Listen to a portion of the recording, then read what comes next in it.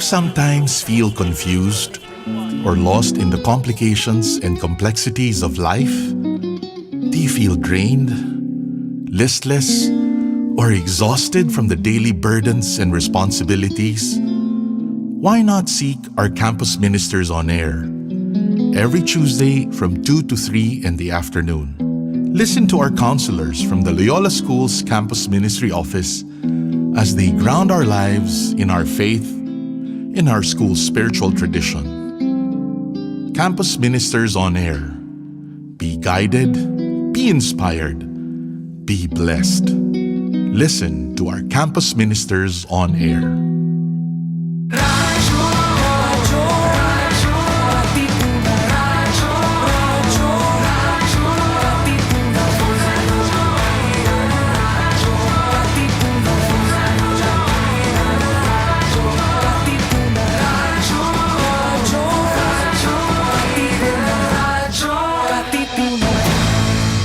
Radyo-Katipunan 87.9 FM. We are now on YouTube. Watch all of our live episodes plus exclusive content in our channel at radyo-katipunan FM. Don't forget to click subscribe and hit the bell to get the latest updates.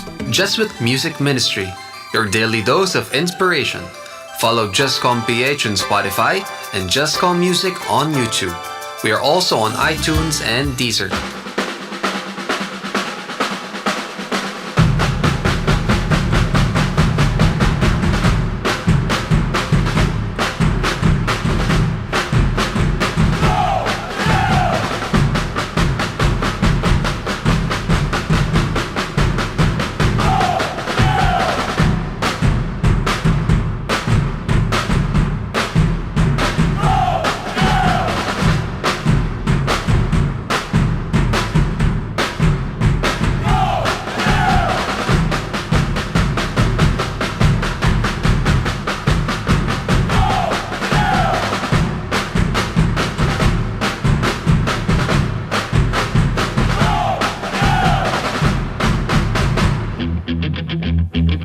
Radyo-Katipunan. News, insights, inspiration. Radyo-Katipunan. Down from the hill and down to the world. Radyo-Katipunan. The voice of the Blue Eagle.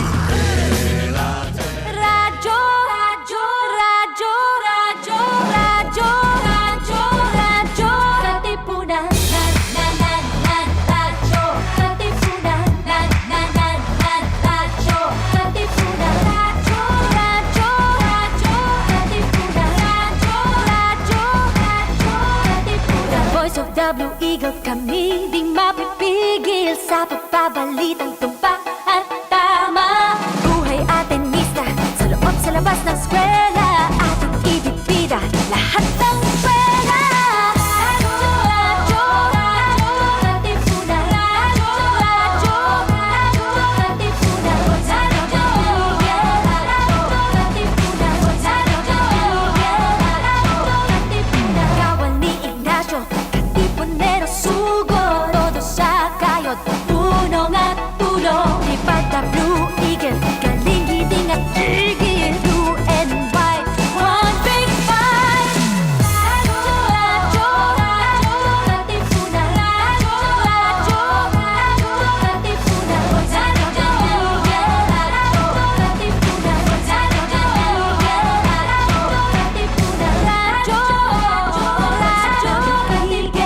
radyo, Katipunan.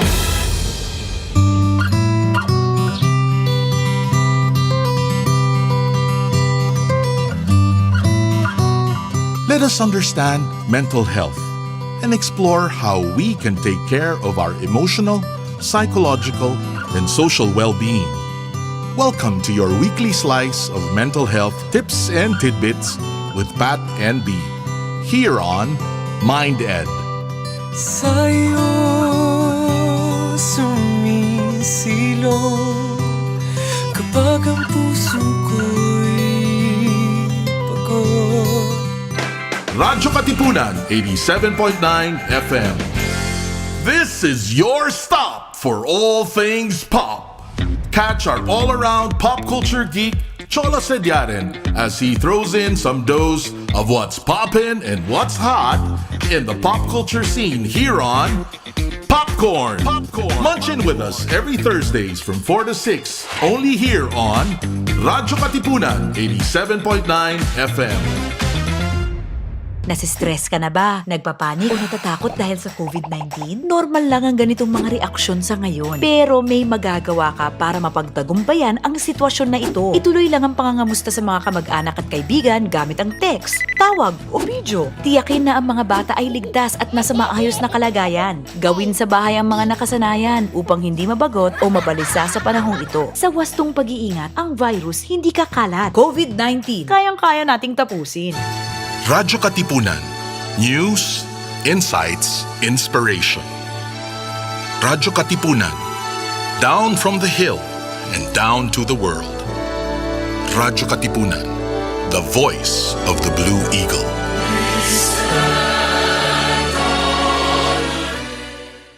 Radyo, radyo, radyo, radyo, radyo, radyo, radyo, Katipunan. Radyo, Katipunan. Radyo, Katipunan. Radyo, radyo, radyo, Katipunan. Radyo, Katipunan. The voice of the Blue Eagle, kami di mapipigil sa pagbabalitang tumpak at tama. Buhay Atenista, sa loob sa labas ng eskwela, ating ibibida lahat ng pera. Radyo, radyo, Katipunan. Radyo, radyo, Katipunan. Radyo, Katipunan. Katipunan. Kawal ni Ignacio, Katipunero sugo, todo sa kayod, tulong at tulong. Lipad na Blue Eagle, galing giting at tigil. Blue and white, one big fight. Radyo, radyo, Katipunan. Radyo, radyo, Katipunan. Radyo,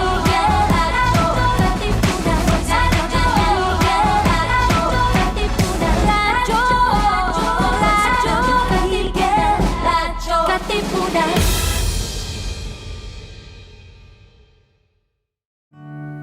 In light of the recent lockdowns due to the COVID-19 pandemic, all upcoming episodes of Seniors on Air Radio are pre-recorded. This ensures that the production of our episodes can continue, while at the same time ensuring the safety of our hosts and interviewees, as well as giving our technical team enough space to maneuver within the technological limits that we have to face. We certainly can't wait to see you again live from our radio station. Until then, come fly with us at the safety of our own homes and enjoy the episode. Are you feeling sore? We can make that better.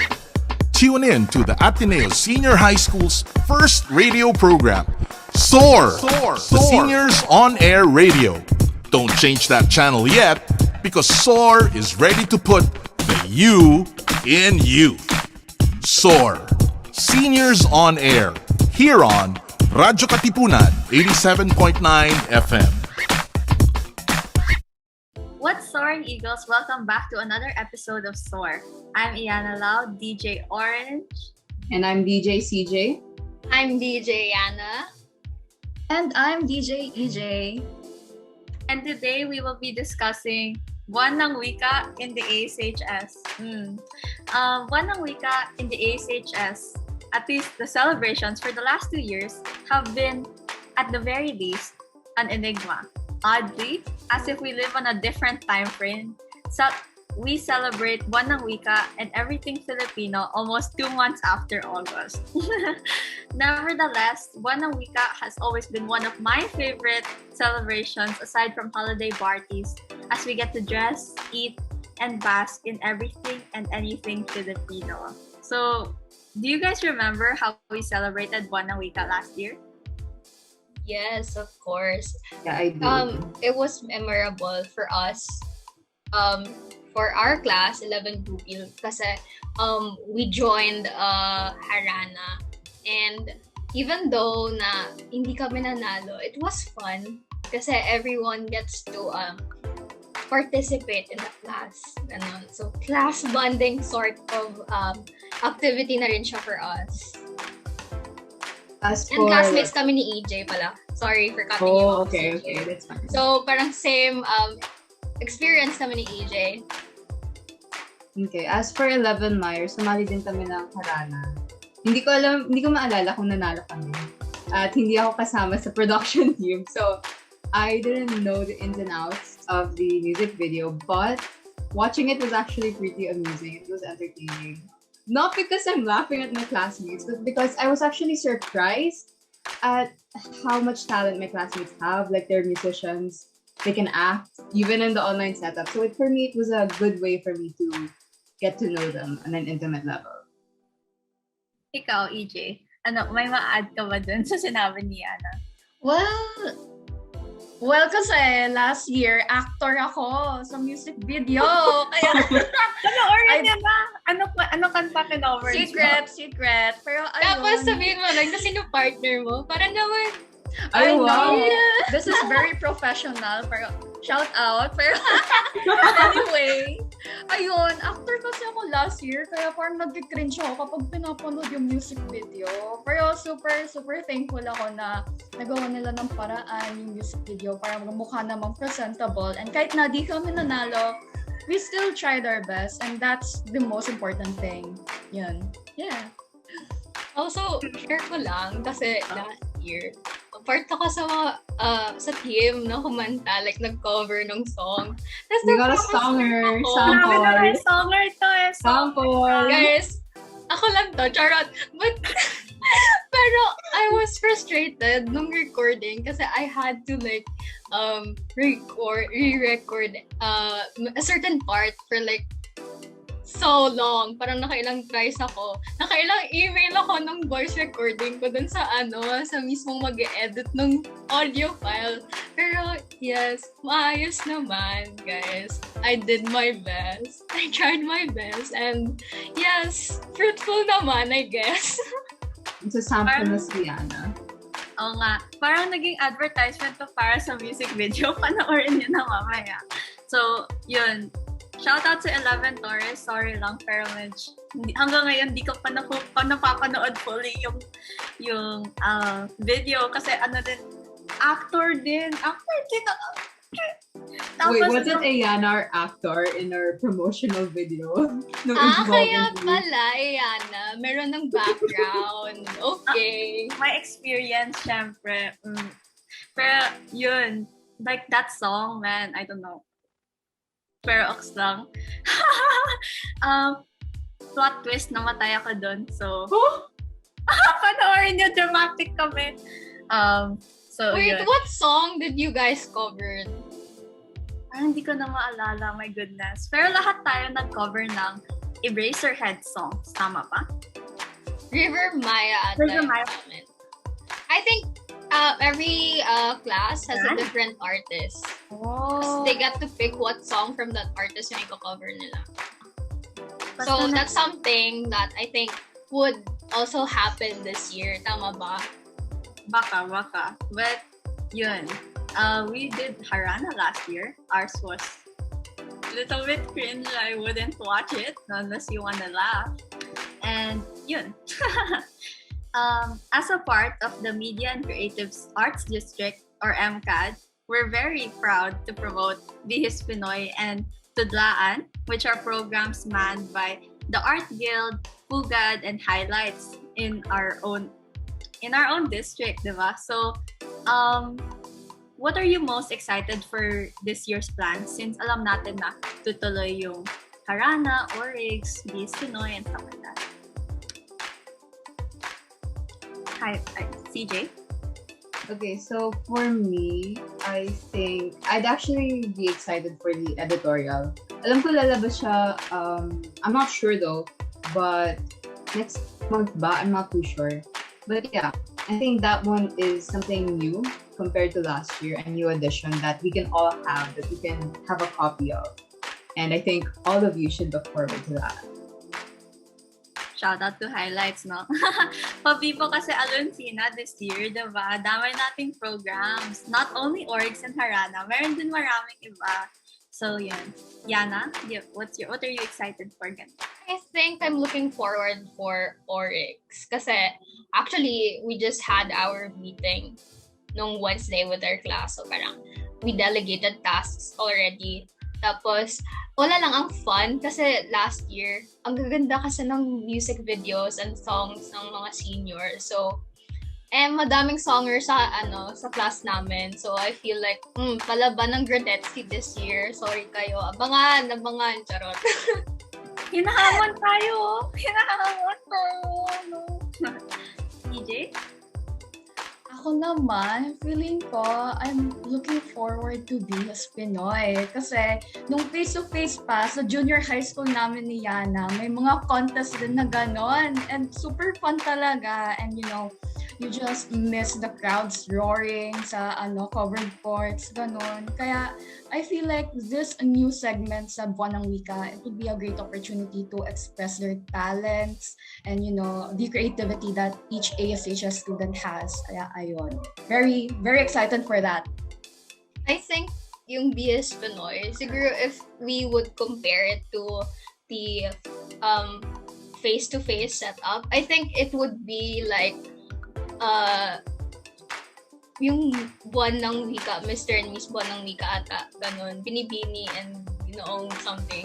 And, sorry, nakalimutan ko na kung ano yung tawag sa kanila. Basta yung pageant tuwing Buwan ng Wika and everyone would just dressed up super fancy, ganyan. Tapos, usually, ang contest pa nga dyan is recycled things.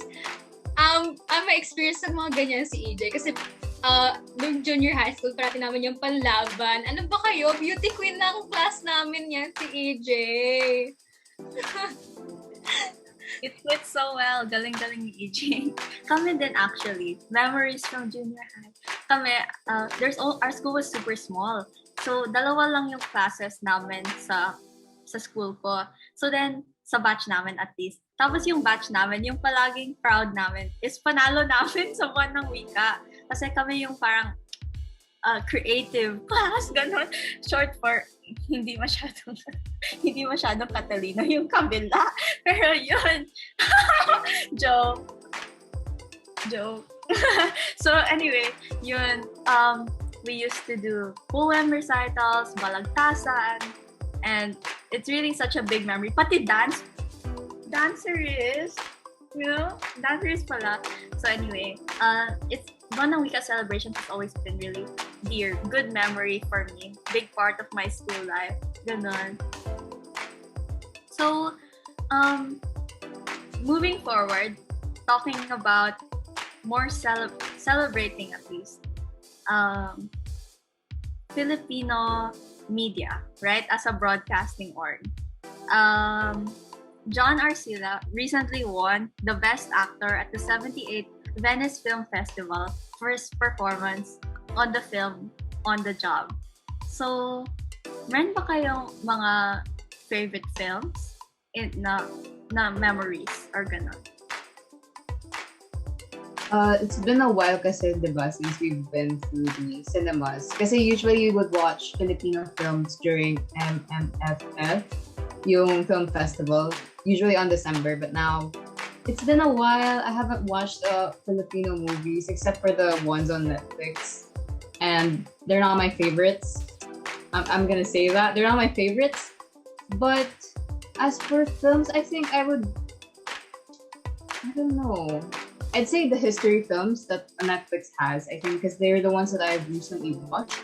And while they don't really depict yung kabuuan ng kasaysayan ng Pilipinas, it still allows us to, embrace the heroes that we have in the Philippines. So, diba? Humanista talaga.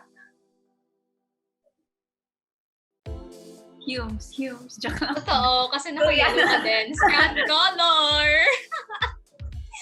Pero ako, siguro, I'll just add, yung sa memory ni CJ na MMFF. I remember before, we used to have like yung isang malaking ticket. And then, if you have that parang, I don't know, voucher ticket or of some sort, ipepresent mo siya dun sa sinehan, and then you will only pay 1 peso, and like lahat yon, lahat ng movie na available sa MMFF, pwede mong panoorin and it will only cost you 1 pesos. Dati meron kaming ganun, so parati kaming nanonood during MMFF. And siguro, another is, if you're asking for my favorite film, na Filipino film, I wouldn't say na favorite, pero yung term, I think more on I enjoy films directed by Cathy Garcia Molina. So, like, I think everyone would know, like, One More Chance, Just Dating the Gangster, Four Sisters and a Wedding, ma, sorry ma, all those stuff. So yes, yun yung parang na-enjoy ko. Like, with regards to Filipino films. Sino ba makakalimutan ni Cathy Garcia Molina? Lahat ng films na napapanood ko, feeling ko nagpa-pop up siya somewhere here or there. So, yun. EJ? Ako naman, MMFF memory ko, nung grade 10. Nung grade 10, may requirement kami sa MAPE. Na-required kami manood ng isang MMFF movie. Pero, although hindi siya original Filipino movie, pero super nakakaiyak siya. And yung pinanood namin, Miracle in a Cell number 7, pero Filipino version. And then, ayun talaga, paglabas ko ng sinihan, umiiyak talaga ako kasi super sad ng story niya. Especially kapag pinanood niyo yung Korean version niya. Grabe. Tapos, favorite movie, ayun, kapag Katniel talaga, number 1. I love Katniel so much. Pero di ako super fan, pero I love their movie so much. And yung pinaka-favorite ko siguro is yung The House of Us. Ilang beses kong iniyakan yun, grabe. Pero ayun, stay strong sa Katniel. How did you guys watch the film Panty Sisters? I think hindi ko pa narinig yung movie na yun. Okay, so it was this film, hindi ko na alam kung kailan namin napanood, but we watched this film in theater. It was probably also part of the Metro Manila Film Festival, right? And it like depicts like 3 gay brothers, and then their whole, basta buong pamilya nila gay. And then it was like, okay, I understand, like medyo rocky to syempre sa Pilipinas you're like, okay. But to be honest, I've never laughed so hard in a film in a long time. So that film is like really memorable to me.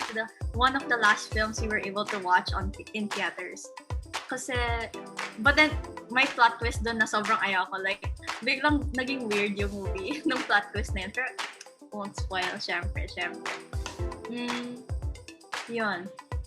Like CJ, I really appreciate the historical films like Goyo and Luna because even if it depicts our country's heroes not in a perfect way, like nakikita mo naman yung flaws nila and stuff like that, and you're like, okay, he's kind of sus right now, but you'll be like, oh, I really appreciate learning more about their role in Philippine history. So as a gusher for Philippine history kahit nasa STEM, I really appreciate those films. You can also really tell the higher production value of those films, and you're like, yes, I appreciate. But really a larger part of my childhood is the cheesy films that Juliana mentioned earlier, because my lola, despite being fully Chinese, loves Filipino films, and si Nadine tsaka si James. Wait, James ba? Mali ba? Wait, oh my God. Tama, James. Okay. Tama. Nadine. Favorite niya yon, as in every time nasa airport bibili siya ng magazine ng James and Nadine, and then we would watch all of their films on theater and stuff like that. So Filipino film, despite being fully Chinese, is honestly more memorable to me than Chinese films. Pero yung moving forward naman, broadening the media spectrum, do you have any favorite Filipino productions? Like, TV shows or YouTube channels, ganon? For TV shows, ang naaalala ko lang, and super tagal na nito, mga Encantadia. Tama ba? Nung bata pa tayo. Although hindi ko siya natutukan. It was still like in the TV channel and I would watch it when I was bored. Kapag walang gagawin na assignment or tinatamad matulog. But then, now that we're at an age wherein the internet is here and it's just one click away, I actually enjoy Recreate. And I think Iana enjoys this one too. Wherein it's just like a bunch of Filipinos just discussing about culture, modern culture, opinions. Other than that, there's this one podcast. I think it's the one with Sab Magalona. I enjoy that one. So that one is Good Morning Sab. I'm not sure, but I've encountered it and I've listened to it a couple of times. It's a really good podcast that discusses adulting. So there, I have some recommendations. I think you guys should check it out. So for me, siguro early childhood memory muna tayo. Kasi before, diba, syempre, wala pa namang Netflix and stuff. So we'd usually watch yung mga primetime TV novelas, tas yung panggabi, like, kailangan after dinner, okay, kailangan tapos naman kumain by 8 kasi mag-show na yung inaabangan kong show. So parang yun yung pinaka